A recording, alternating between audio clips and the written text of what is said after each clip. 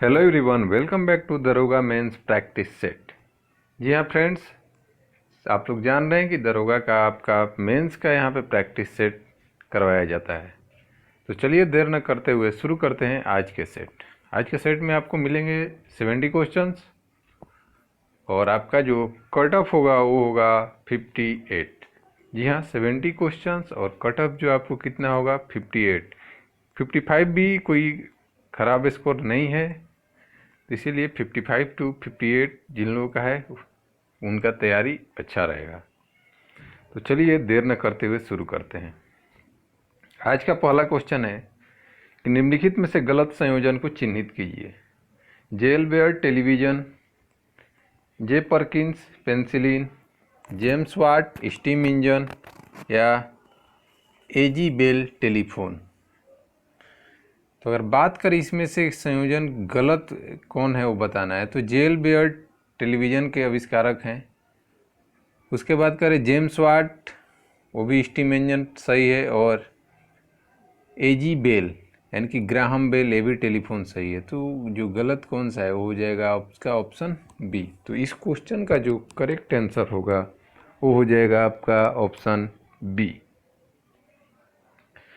Second है, निम्नलिखित में से कौन इटली के पुनर्जागरण का कवि था? होमर, रोसेटी, दांते या वर्जिल। तो इटली के पुनर्जागरण का जो कवि थे वो थे कौन? दांते, ऑप्शन सी। यह फ्रेंड्स, दांते को पुनर्जागरण काल का कवि बोला जाता है। ठीक है, इस चीज़ को ध्यान रखिएगा। कभी कभी ये भी पूछ दिया जाता है कि दांते कहाँ के थे, तो कहाँ के थे आपके? इटली के। सूची 1 को सूची 2 से क्या करना है आपको? मैच करना है। एक तरफ दिया हुआ है कोयला, तांबा, मैग्नीज और भूरा कोयला, और दूसरी तरफ दिया हुआ है जगह जहाँ से निकाला जाता है, और आपके नीचे हैं ऑप्शन। तो चलिए इसको देखते हैं कि कैसे हम लोग मैच कर सकते हैं। कोयला, अब कोयला के लिए इसमें से देखिए कौन कौन सा जगह हो जाएगा। तो कोयला के लिए गिरिडीह यानी कि झारखंड से भी कोयला निकल सकता है, और कौन सा? जयमोकोंड, अलवर और धारवाड़। तो बात करें इसमें तो धारवाड़, धारवाड़ से भी क्या हो जाएगा आपका? कोयला निकल जाएगा।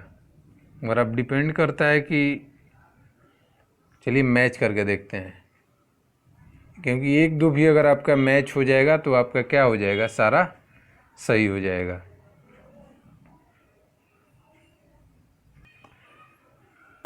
तो इसमें हमने बोला है कोयला कहाँ से, तो कोयला गिरिडीह यानी कि 1 का ए। तो 1 का ए यहाँ भी है, 1 का ए और कहाँ का है? 1 का ए सी में भी, यानी कि ए और सी मेरा हो सकता है।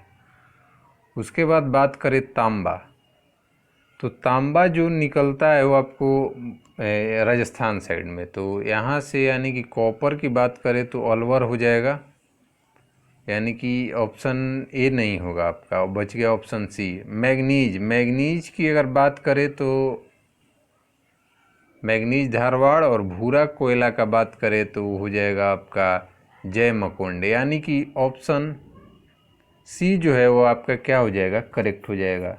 तो इस तरह के क्वेश्चन में एक या दो अगर आप सही कर पाते हैं तो पूरा का पूरा आपका सही हो जाता है। अगला क्वेश्चन है, जब मानव हृदय में बाएं निलय का संकुचन होता है तो रक्त निम्नलिखित में से किसकी तरफ जाता है? मस्तिष्क, फुफ्फुस धमनी, महाधमनी या फेफड़ा। तो अगर आप हृदय का स्ट्रक्चर पढ़े होंगे तो लेफ्ट आर्टरी, फिर राइट आर्टरी, तो उसी का स्ट्रक्चर जो अंतिम हृदय से फाइनली जो ब्लड निकलता है, मान लीजिए कि सपोज दैट इस तरह का हृदय का हम लोग का शेप होता है, तो यहाँ पे ओरेटा जो होता है यानी कि महाधमनी, वहाँ से जो फाइनली ब्लड निकलता है जब मानव हृदय से बाएं निलय, यानी कि ये होता है आपका क्या? राइट, ये होता है लेफ्ट, होता है। तो वही पूछ रहा है कि बाएं यानी कि लेफ्ट नीले का संकुचन होता है तो रक्त निम्नलिखित में से किसकी तरफ जाता है? तो वो जाता है महाधमनी ओरेटा, यहाँ महाधमनी आपका होता है। टी ई लॉरेंस से आप किन लोगों को जोड़ते हैं? टी ई लॉरेंस से चीनी लोग, मंगोलवासी, अफगानी लोग या अरबी लोग? जल्दी से बताइए क्या होना चाहिए। तो टी लॉरेंस जो होता है वो अरबी लोगों से संबंधित है। अगला क्वेश्चन है, किस अंतर्राष्ट्रीय चैंपियनशिप में थॉमस कप दिया जाता है? Football, cricket, basketball, badminton?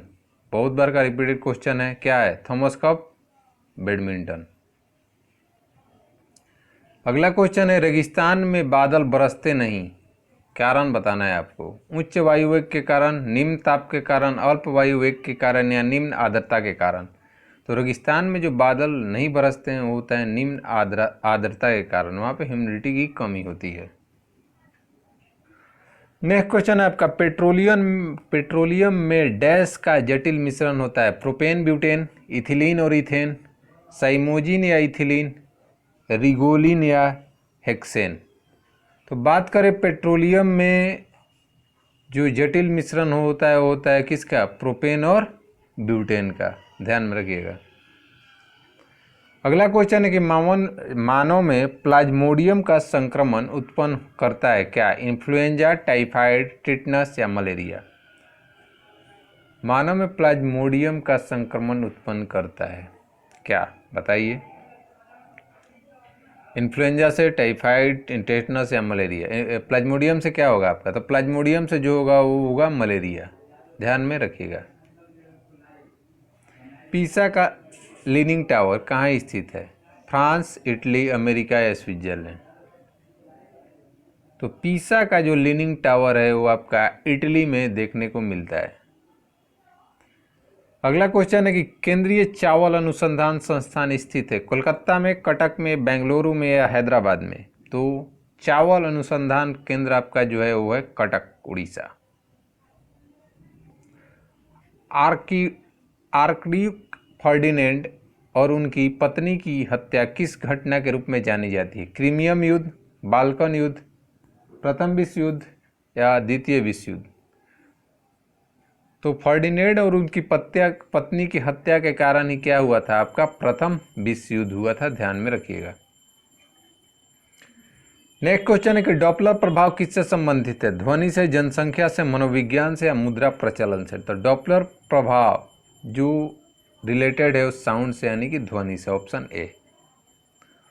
White hall है अमेरिकी राष्ट्रपति का कार्यालय, ब्रिटिश गवर्नमेंट का लंदन में कार्यालय, अमेरिकी राष्ट्रपति का निवास स्थान या स्कॉटलैंड यार्ड का कार्यालय? तो ध्यान रखिएगा, व्हाइट हॉल पूछा गया है, ना कि व्हाइट हाउस। बहुत सारे बच्चे क्या करेंगे, तुरंत से व्हाइट हॉल और सोचेंगे कि व्हाइट हाउस, दोनों क्या है? सेम है, और जल्दी से इसको क्या टिक करके निकल जाता है अमेरिकी राष्ट्रपति का निवास है। लेकिन ये जो सही आंसर होगा वो होगा ब्रिटिश गवर्नमेंट का लंदन में कार्यालय होता है व्हाइट हॉल। निम्नलिखित में से कोल्ड ड्रिंक्स में कौन अन्य से भिन्न का प्रकार है? पेप्सी, कोको कोला, लिम्का या थम्स अप? तो कोल्ड ड्रिंक्स में Pepsi, Coca Cola, Thums Up ये तीनों एक सेम प्रकार का है। लिम्का जो है एक अलग प्रकार का है आपका। अगला क्वेश्चन है कि ऊनी कपड़े सूती वस्त्र की अपेक्षा गर्म होते हैं। सही बात है, हम लोग इस्तेमाल भी करते हैं। तो आपको बताना है कि कारण क्या है? ताप के अच्छे शोषक होते हैं, ताप के अच्छे रोधक होते हैं, ताप के अच्छे वितरक होते हैं, या सूती वस्त्रों से भारी होते हैं? क्या कारण है कि ऊनी कपड़े हम लोग ठंड में इस्तेमाल करते हैं? तो इसका जो करेक्ट आंसर आपका होता है कि जो ऊनी कपड़े होते हैं वो ताप के क्या होते हैं? रोधक होते हैं, यानी कि रजिस्ट करते हैं, हमारे बॉडी के टेम्परेचर को मेंटेन करके रखते हैं। फ्यूहरर उपाधि किसे दी गई थी? हिटलर, मुसलिनो, स्टालिन या नेपोलियन? तो फ्यूहरर बोला जाता था हिटलर को। अगला क्वेश्चन है कि मैकडोनाल्ड श्रृंखला है एक जूतों की दुकान, सूती शर्ट की किस, फास्ट फूड रेस्टोरेंट या आइसक्रीम पार्लर? तो मैकडोनाल्ड बहुत लोग जाते भी हैं, जानते भी हैं, क्या है? एक फास्ट फूड रेस्टोरेंट। जी हाँ, फास्ट फूड रेस्टोरेंट इसका बहुत सारे बड़े बड़े शहरों में क्या है, खुल चुका है। अगला क्वेश्चन है, सारनाथ पिलर डैश की वास्तु का नमूना है? हड़प्पा कला, मुगल कला, मौर्य कला या चोल कला? तो बात करें सारनाथ पिलर तो वो हो जाएगा आपका मौर्य कला का वास्तु का नमूना, ऑप्शन सी। नेक्स्ट क्वेश्चन है, पश्चिम में गुजरात से उत्तर में दिल्ली तक फैली पर्वतमाला डैश कहलाती है? अरावली, विंध्याचल, सतपुड़ा या कैमूर? तो आप लोग जानते होंगे कि जो अरावली है वो गुजरात से लेकर दिल्ली तक फैली हुई है। खिसकती बर्फ संहति को कहते हैं क्या? जल, हिमानी, धारा या पलावी बर्फ? तो अगर खिसकती बर्फ की बात करें तो उसको हम लोग बोलते हैं पलावी बर्फ, ऑप्शन डी। नेक्स्ट क्वेश्चन है कि जेम्स बॉन्ड नामक प्रसिद्ध जासूसी कथा के रचनाकार कौन थे? जेम्स हार्डली चेस या एलिस्टेयर मैकलिन या इयान फ्लेमिंग या सर आर्थर कॉनन डॉयल? जल्दी से बताइए कि जेम्स बॉन्ड नामक प्रसिद्ध जासूसी कथा के लेखक कौन से थे? तो अगर बात करें जेम्स बॉन्ड के जो जासूसी कथा के रचनाकार थे वो थे इयान फ्लेमिंग। अगला क्वेश्चन है कि रिचर्ड एटनबरो की फिल्म गांधी में महात्मा का पात्र किसने निभाया? Pankaj Kapoor, Alan Guinness, Ben Kingsley या जॉर्ज डिपार्डियो? तो बात करें रिचर्ड एटनबरो की फिल्म जो गांधी थी उसमें जो गांधी की महात्मा का पात्र निभाया गया था वो थे बेन किंग्सले। तो ये बहुत बार का रिपीटेड क्वेश्चन है। यहूदी मेनह्यून अपनी किस वादन योग्यता के लिए प्रसिद्ध हैं? पियानो, वायलिन, गिटार या ट्रम्पेट? तो अगर इनकी बात करें यहूदी मेनह्यून की तो ये वायलिन के लिए क्या है? प्रसिद्ध है। नेक्स्ट क्वेश्चन है कि पैरासीटामोल उपयोग में लाया जाता है शरीर के दर्द निवारक में, प्रतिजैविक के रूप में, बाम की तरह या नॉसल ड्रॉप के रूप में? तो पैरासीटामोल जो हम लोग इस्तेमाल करते हैं शरीर के दर्द निवारक के रूप में। नेक्स्ट क्वेश्चन है कि गुरु गोविंद सिंह सिखों के डैश गुरु थे? कौन थे? प्रथम, द्वितीय, सातवें या अंतिम? तो गुरु गोविंद सिंह अंतिम गुरु थे। पहले गोवा में डैश का शासन था? ब्रिटिश का, फ्रेंच का, स्पेनियों का या पुर्तगाल का? तो गोवा में पुर्तगालियों का शासन था। अगला जो क्वेश्चन है कि वस्तुएं दिखाई देती हैं क्योंकि वे अपारदर्शी होती हैं, वे आंशिक रूप से छाया में होती हैं, वे सूर्य से प्रकाश शोषित करती हैं या उन पर प्रकाश आँखों की ओर परावर्तित होता है? क्यों वस्तुएं दिखाई देती हैं बताइए। तो इस क्वेश्चन का जो करेक्ट आंसर होगा ऑप्शन डी। उन पर प्रकाश आँख की ओर परावर्तित होती, जब तक कि लाइट रिफ्लेक्ट नहीं होगा क्या आपको दिखाई नहीं देगा कोई भी वस्तु। अगला क्वेश्चन है कि मोनोकल्चर एक विशिष्ट लक्षण है? स्थानांतरित कृषि व्यवस्था का, आजीविका कृषि का, सब्सिस्टेंस फार्मिंग का, या व्यापारिक अनाज की कृषि का, या विशिष्ट बागवानी का? तो अगर बात करें मोनोकल्चर तो मोनोकल्चर जो होता है एक क्या है आपका? स्थानांतरित कृषि व्यवस्था का। नेक्स्ट क्वेश्चन है, एक राज्य जहाँ किसी सरकार का राज्य नहीं होता है वो राज्य कहलाता है? डायरकी, प्लूटोक्रेसी, ऑटोक्रेसी या एनार्की? तो जहाँ कोई भी सरकार ना हो वहाँ राजतंत्र को बोला जाता है एनार्की।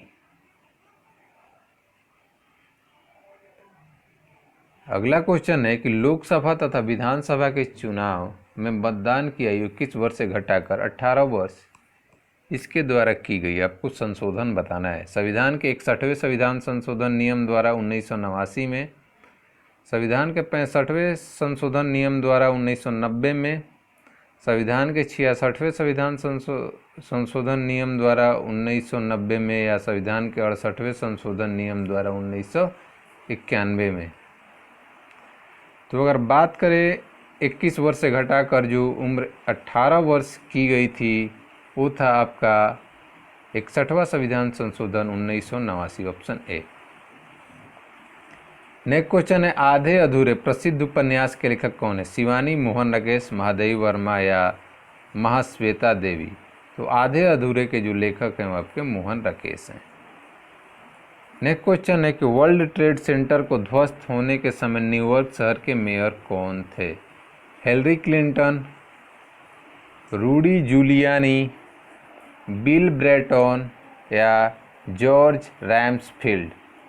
तो वर्ल्ड ट्रेड सेंटर को ध्वस्त होने के समय न्यूयॉर्क के जो मेयर थे वो थे रूडी जूलियानी। नाम याद रखिएगा, पूछा गया है क्वेश्चन है।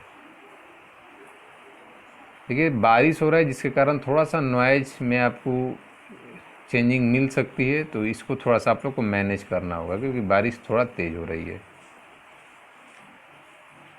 नेक्स्ट क्वेश्चन है 81 वर्ष की आयु में भारत के प्रधानमंत्री बनने वाले व्यक्ति थे कौन? देवगौड़ा, चरण सिंह, नरसिम्हा राव या मोरारजी देसाई। तो 81 वर्ष की आयु में भारत के प्रधानमंत्री बनने वाले आपके थे, सबसे ज़्यादा उम्र में प्रधानमंत्री बनने वाले हैं मोरारजी देसाई। जनता पार्टी की सरकार 1978। नेक्स्ट क्वेश्चन है भारतीय राष्ट्रीय कांग्रेस की प्रथम महिला अध्यक्ष थी अरुणा आसफ फसील, विजय लक्ष्मी पंडित, सरोजिनी नायडू या एनी बेसेंट। तो देखिए केवल पूछा गया है प्रथम महिला अध्यक्ष, तो हो जाएगा आपका एनी बेसेंट। अगर भारतीय पूछे तो सरोजिनी नायडू, लेकिन भारतीय नहीं पूछा इसलिए एनी बेसेंट। नेक्स्ट क्वेश्चन है कि अनुवांशिकी उत्परिवर्तन किन में होता है? डीएनए में, आरएनए में, क्रोमोसोम्स में या राइबोसोम्स में। तो अनुवांशिकी उत्परिवर्तन जो देखने को मिलता है वो आपको क्रोमोसोम में देखने को मिलता है। अगला क्वेश्चन है कि भौतिक विज्ञान में पहला नोबेल पुरस्कार जीतने वाले व्यक्ति कौन थे? भौतिक विज्ञान में बताइए। विलियम रोंटजेन, लॉर्ड केल्विन, एल्फ्रेड केसलर या सर बर्नार्ड कार्ड्स। तो अगर बात करें भौतिक विज्ञान में जो नोबेल पुरस्कार जीतने वाले पहले व्यक्ति थे वो थे विलियम रोंटजेन। अगला क्वेश्चन है आर्य समाज के संस्थापक के रूप में परिचित व्यक्ति थे? स्वामी विवेकानंद, राजा राम मोहन राय, दयानंद सरस्वती या बंकिम चंद्र चटर्जी। तो बताइए आर्य समाज की स्थापना किसके द्वारा की गई थी? तो की गई थी किसके द्वारा? दयानंद सरस्वती के द्वारा। अगला क्वेश्चन है वायु में जलवाष्प की मात्रा बढ़ने पर ध्वनि की वेग न घटता है न बढ़ता है, बढ़ता है, घटता है या पहले घटता है फिर बढ़ता है।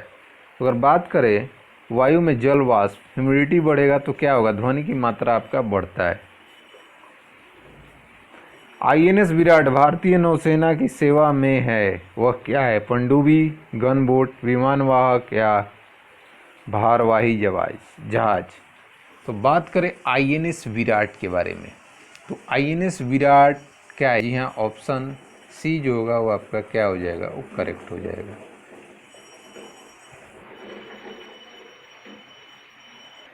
अगला क्वेश्चन है प्रोटीन के निर्माण में आधारभूत इकाई डैश होते हैं? अमीनो अम्ल, डीएनए, आरएनए या नाइट्रोजन बेस।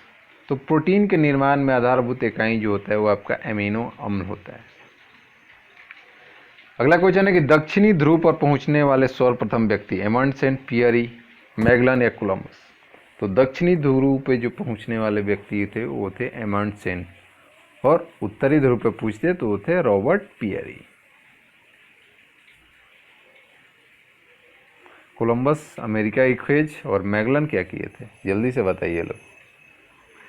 अगला क्वेश्चन है मार्क टूली एक जाने माने डैश हैं? Cricket commentator, news person, cartoonist या डिप्लोमेट। तो मार्क टूली जो है एक जाने माने न्यूज पर्सन है। अगला क्वेश्चन है एक जेट इंजन में वायु ईंधन अनुपात का क्रम है? क्वेश्चन को याद करिएगा। 10:1, 15:1, 20:1 या 60:1। तो जेट इंजन में वायु ईंधन का अनुपात का क्रम जो होता है वो होता है 15:1।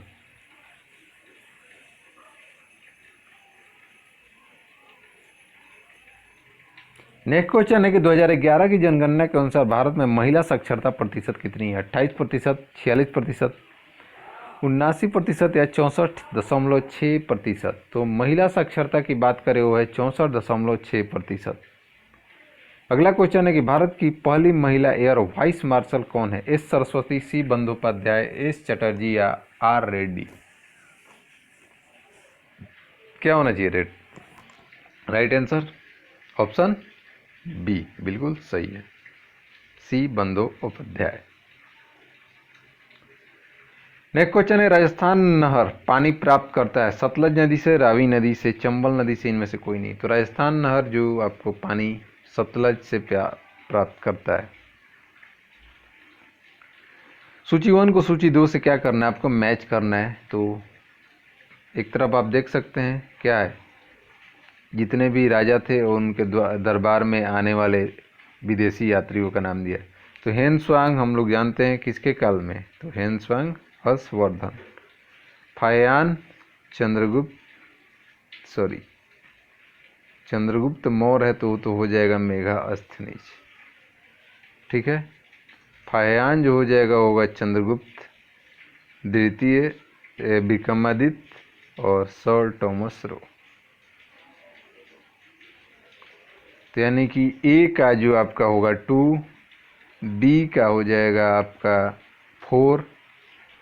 चलिए देख लेते हैं ऑप्शन। तो यहाँ पे ए का 2 और बी का 4, बी और सी दोनों में। फिर से हमको एक बार और देखना पड़ जाएगा क्योंकि यहाँ पे 2 ऑप्शन से काम आपका नहीं बना। ऐसा तो हम लोग चारों मैच कर लिए हैं। तो यहाँ से क्या था, सी का 1 था और डी का 3 था। तो चलिए देख लेते हैं। तो सी का 1 और डी का 3 आपको दिख रहा होगा क्लियर किस में है, ऑप्शन बी। तो ऑप्शन बी आपका क्या हो जाएगा करेक्ट आंसर। फिर आपको मैच करने के लिए दिया जा रहा है और ख़ासकर ध्यान रखिए कि इस तरह के क्वेश्चंस आते हैं। महात्मा गांधी, राम मनोहर लोहिया, डॉक्टर राजेंद्र प्रसाद, मौलाना प्रसाद। और इधर दिया India divided, India wins freedom, Hind Swaraj, यानी कि बुक का नाम दिया हुआ है। तो महात्मा गांधी के द्वारा जो लिखा हुआ है क्या है, हिंद स्वराज। इंडिया डिवाइडेड जो लिखा हुआ है डॉक्टर राजेंद्र प्रसाद। चलिए इतना ही भी हम देख लेते हैं कि ए का 3 और सी का 1 किसमें है। ए का 3 आपको एक ही में दिखेगा और सी का 1 भी आपको एक ही में दिखेगा। यानी कि अब आपको ज़्यादा नहीं भी आता है तो कोई दिक्कत नहीं है, ऑप्शन ए आप करेक्ट करिए और आगे चले जाइए। चलिए मगर आपके जानकारी के लिए हम क्या करते हैं, आपको बता देते हैं। तो अगर राम मनोहर लोहिया, तो अब तो आप ऐसे भी जान गए कि बी का क्या हो जाएगा, 4 हो जाएगा, द व्हील्स ऑफ हिस्ट्री। और मौलाना आज़ाद क्या, इंडिया विंस फ्रीडम। अगला क्वेश्चन है, अरावली पर्वत श्रृंखला निम्नलिखित नदी प्रणाली से द्विविभाजित होती है। चंबल सरस्वती, चंबल साबरमती, नर्मदा और मानस, लूनी मानस आपको बताना है। तो बात करें अरावली पर्वत चंबल और साबरमती के द्वारा द्विविभाजित होती है। फिर से आपको आ गया है सूची 1 और सूची 2 को मैच करना। देखिए पेशेंस रखिएगा, एग्जाम्स में आते हैं क्वेश्चन 3-4 कभी कभी दे देता है, तो पेशेंस रखना पड़ता है। इसीलिए इस सेट में हम भी क्या किए, इंक्लूड किए कि इस सेट में है तो इसी सेट को क्या करते हैं, लिया जाता है। क्योंकि बहुत सारे लोगों का डिमांड था थोड़ा सा टफ, तो टफ क्वेश्चन नहीं होता है, टफ क्वेश्चन बनाने का तरीका से उसको टफ किया जाता है।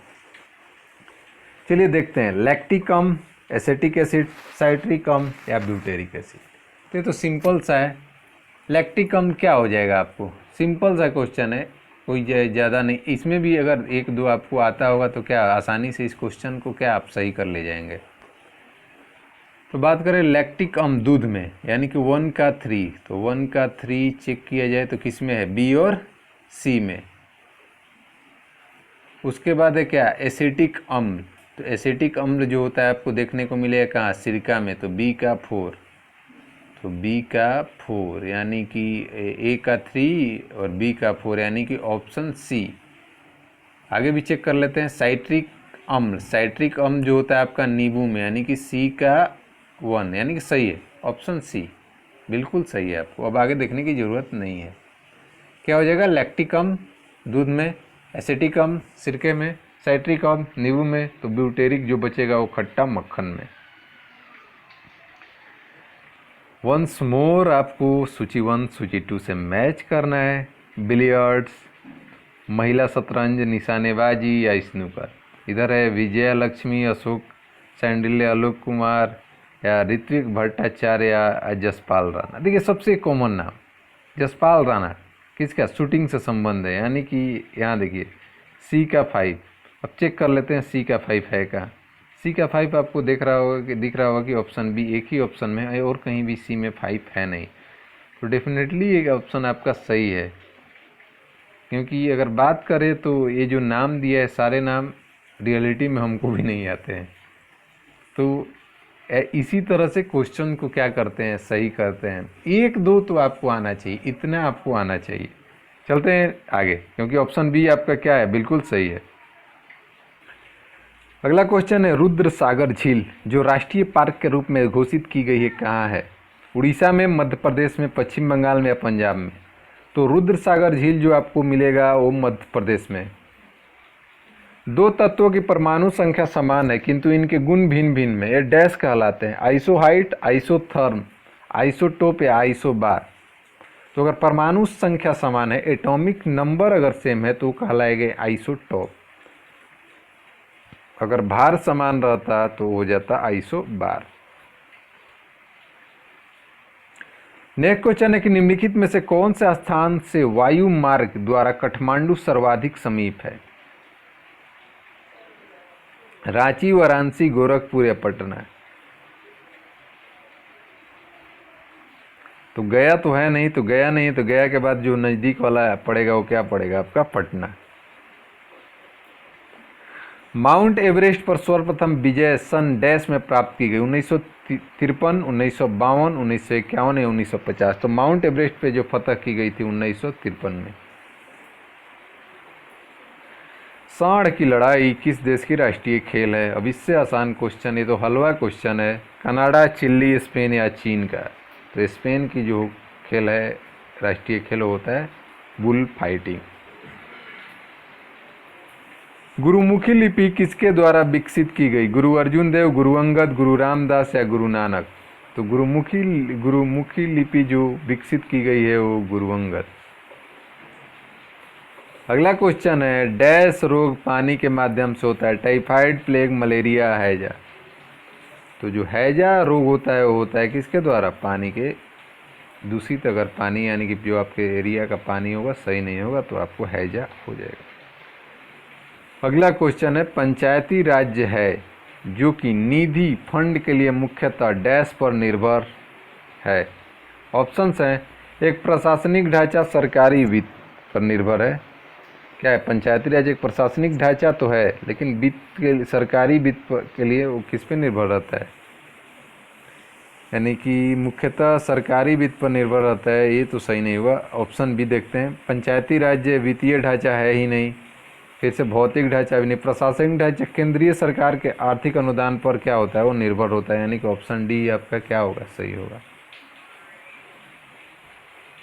आई थिंक समझ रहे हैं, साउंड का थोड़ा सा इश्यू होगा इस वीडियो में क्योंकि बारिश बहुत तेज हो रही है और ऐसा टाइम पे शुरू है जब हम वीडियो को रिकॉर्ड कर रहे हैं।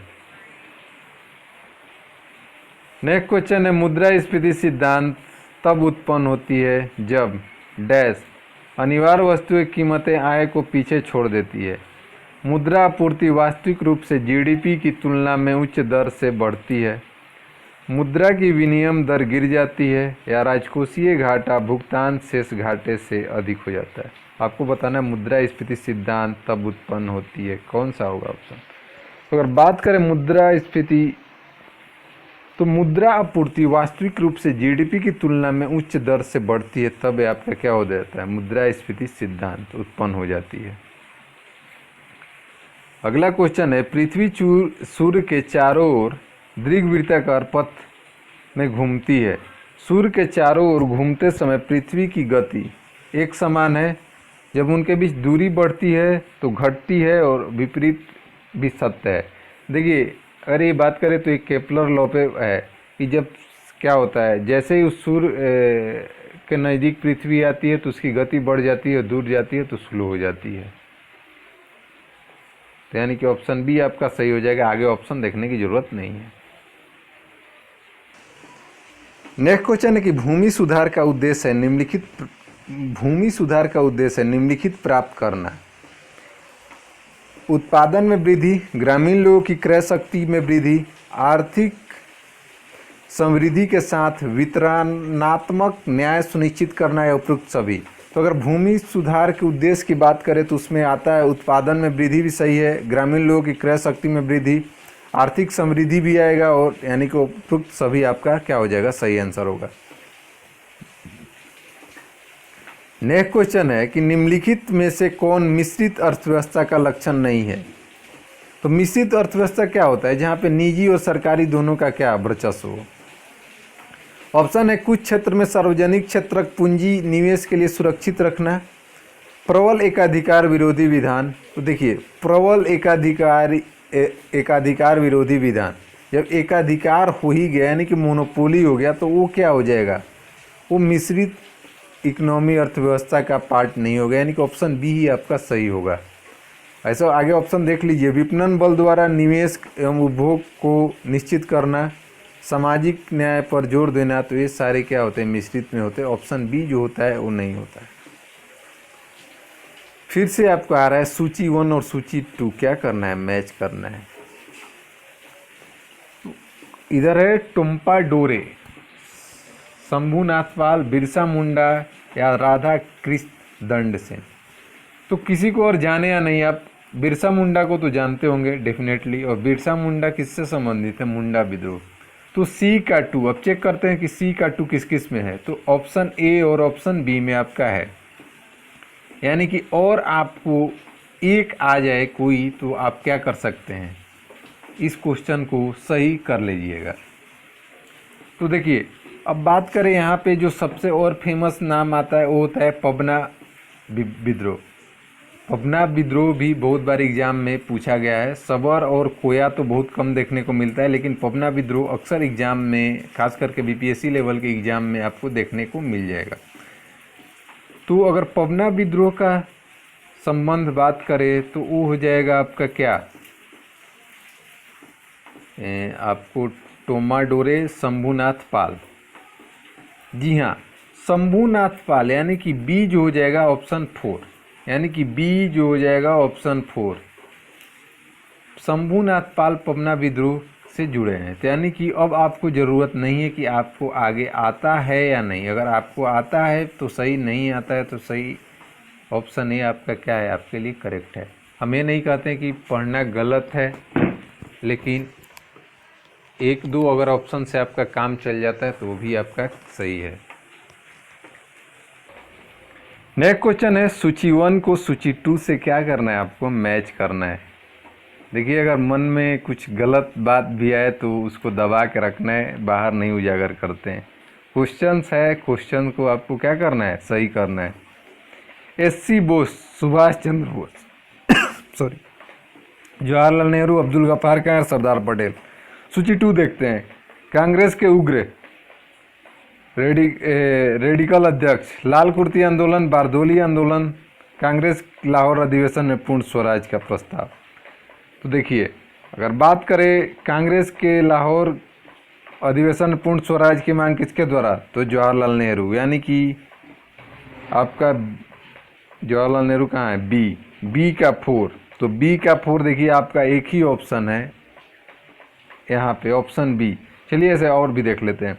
लाल कुर्ती आंदोलन, लाल कुर्ती आंदोलन से जो जुड़े हुए थे वो थे आपको अब्दुल गफ्फार खान, यानी कि सी का 2। उसके बाद बात करें तो बारदोली आंदोलन, तो कौन जुड़ा है, बारदोली सत्याग्रह से सरदार पटेल, यानी कि 3 का यहाँ पे कौन सा था, सरदार पटेल, डी। तो डी में 3, यानी कि ऑप्शन बी क्या है आपका सही है। देखिए हम एक पकड़े थे, क्या आपका 4 सही हुआ था। चारों अगर जानते हैं तब आपके लिए बहुत बढ़िया है, नहीं भी जानते तो क्वेश्चन आपको सही हुआ ना, मैटर नहीं करता है कि आपको ज्ञाता होना चाहिए, मैटर है कि आपका रिजल्ट आना चाहिए। फिर है आपके लिए सूची 1 सूची 2 को सम्मिलित करना है। रोलाट एक्ट, चेम्सफोर्ड सुधार, एल्बर्ट बिल या 1892 का इंडियन काउंसिल एक्ट। चलिए ऑप्शन देख लेते हैं। तो देखिए रोलाट एक्ट क्या था, बिना वकील बिना दलील काला कानून। चेम्सफोर्ड सुधार 1919 में क्या किया गया था, प्रांतों में द्वैत शासन लगाया गया था। इल्वर्ड विल और 1892 इंडिया एक्ट ऑफ काउंसिल, इसमें तो जैसे कि भारतीय न्यायाधीशों को भी कुछ जैसे न्याय करने के लिए छूट दिया गया था। चलिए ऑप्शन देखते हैं। तो आपको ऑप्शन से भारतीय मजिस्ट्रेट्स ब्रिटिश विषय वाले मुकदमे पर भी निर्देश दे सकते हैं। सेकंड है बिना जूरी के राजनीतिक मुकदमे पर विचाराना और न्यायाधीश को शक्ति दी जी। देखिए यही है आपका क्या, ये है आपका रॉलट एक्ट। उसके बाद एक केंद्रीय और प्रांतीय सरकारों के कार्यों के बीच स्पष्ट विभाजन, ये हो जाएगा क्या आपके चेम्सफोर्ड सुधार। उसके बाद चुनाव का सिद्धांत यद्यपि अप्रत्यक्ष रूप से व्यवहार में लाया गया, तो ये जो लाया गया था कब, ये लाया गया था आपका, ये हो गया 1892 वाला अधिनियम में, भारत शासन अधिनियम 1892 वाला में। चलिए ऑप्शन सब फिर से एक बार देख लेते हैं।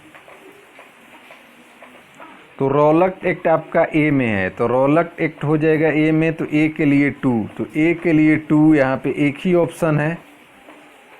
अब आपको नेक्स्ट देखने की कोई ज़रूरत नहीं, ऐसे भी हम पहले ही आपको जिक्र कर चुके हैं कि कौन किसके लिए आता है, यहीं से हम आपको बता दे रहे हैं। भारतीय मजिस्ट्रेट ब्रिटिश विषय वाले मुकदमे पर भी निर्णय दे सकते थे, ये क्या है आपका इल्वर्ड विल है। उसके बाद केंद्रीय प्रांतीय सरकारों के कार्यों के बीच स्पष्ट विभाजन, ये कौन सा हो जाएगा आपका, ये हो जाएगा चेम्सफोर्ड सुधार। और चुनाव के सिद्धांतिक अप्रत्यक्ष व्यवहार में लाया गया, ये कौन सा हो गया 1892 का अधिनियम। नेक्स्ट क्वेश्चन है, थोड़ा सा राहत मिला होगा आपको। सिंधु घाटी सभ्यता अनार्य सभ्यता थी क्योंकि आर्य सभ्यता नहीं थी, अनार्य सभ्यता थी क्यों, यही आपसे पूछा जा रहा है। सिंधु घाटी सभ्यता ऑप्शंस है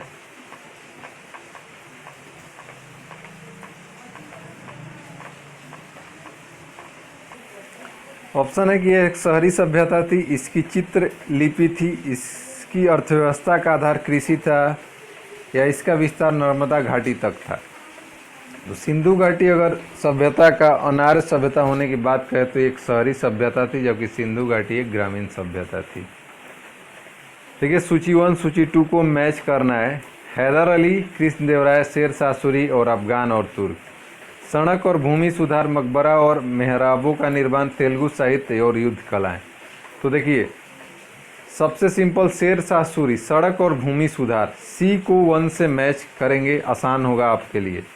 तो सी में 1 आपको बी और सी मिल रहे हैं, बी और सी, और एक आपको सही मिल जाए तो आपको, तो देखिए और सबसे आसान अगर बात करें तो कृष्णदेवराय आपको तेलुगु साहित्य, अफगान और तुर्कों की बात करें तो मकबरा और मेहराबाओं का निर्माण, और हैदर अली जो युद्ध कलाएं। तो बी को अगर मैच करेंगे हम किसके साथ, 3 के साथ, तो बी में 3, देखिए ये भी मैच हो जा रहा है, लेकिन यहाँ पे भी ऑप्शन बी और सी ही आपको मिल रहा है। तो फिर हमने बात किया अफ़गान और तुर्कों का, तो अफ़गान और तुर्कों को मकबरा और मेहराबों का निर्माण, यानी कि डी का 2, तो डी का 2 जो है वो आपका ऑप्शन सी में है। पूरा दिन आज बारिश हुआ है, आई थिंक इसीलिए प्रॉब्लम हुआ है। कब करे रिकॉर्ड करे तो करे। अब देखिए वीडियो देने के लिए देना तो हमको था ही, तो थोड़ा सा आपको कॉम्प्रोमाइज़ करना पड़ेगा और हल्का सा साउंड सा इशू हो सकता है। फिर आपको सूची 1 सूची 2 से क्या करना है, मैच करना है, और आज का यही लास्ट क्वेश्चन होगा। इसके बाद आपके लिए थोड़ा सा राहत भरी सांस। बड़े पत्थरों के ब्लॉक और न्यूनतम अलंकरण, शुद्ध मेहराब, अर्ध गुंबज महाद्वार या दोहरे गुंबज की मोटी दीवारें, लोदी वंश, गुलाम वंश, मुगल वंश या तुगलक वंश। अच्छा क्वेश्चन है, इस क्वेश्चन को आप लोग क्या कर दीजिएगा, याद कर दीजिएगा अगर नहीं जानते होंगे तो। जी हाँ, अच्छे क्वेश्चन है, और इस क्वेश्चन को जो लोग सही करते हैं डेफिनेटली उनकी तैयारी बहुत ही अच्छी है। तो देखिए अगर बात करें इसमें, तो ये तो बहुत ऑप्शन भी इसमें क्या किया है। देखिए ए में 444 आपको क्या कर दिया है, क्योंकि अगर बात करें बड़े पत्थर और ब्लॉकों को न्यूनतम अलंकरण की बात करें तो ये तुगलक वंश है। तो लेकिन यहाँ पर अगर बात करें तुगलक वंश के लिए, तो ए में अगर 4 हम चेक कर रहे हैं तो आपको 3 ऑप्शंस मिल जा रहे हैं। उसके बाद अगर बात करें गुलाम वंश, तो गुलाम वंश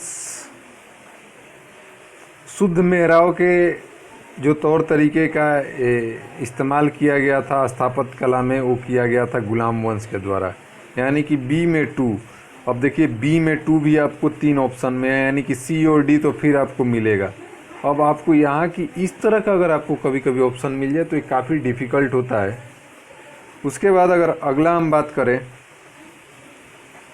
तो अर्ध गुंबज महाद्वार। तो अर्ध गुंबज महाद्वार जो देखने को मिलेगा आपको मुगलों में देखने को मिलेगा, और दोहरे गुंबज मोटी दीवारें जो देखने को मिलेगा वो आपको तुगलक में देखने को मिलेगा। यानी कि ऑप्शन डी आपका क्या हो जाएगा, करेक्ट आंसर होगा।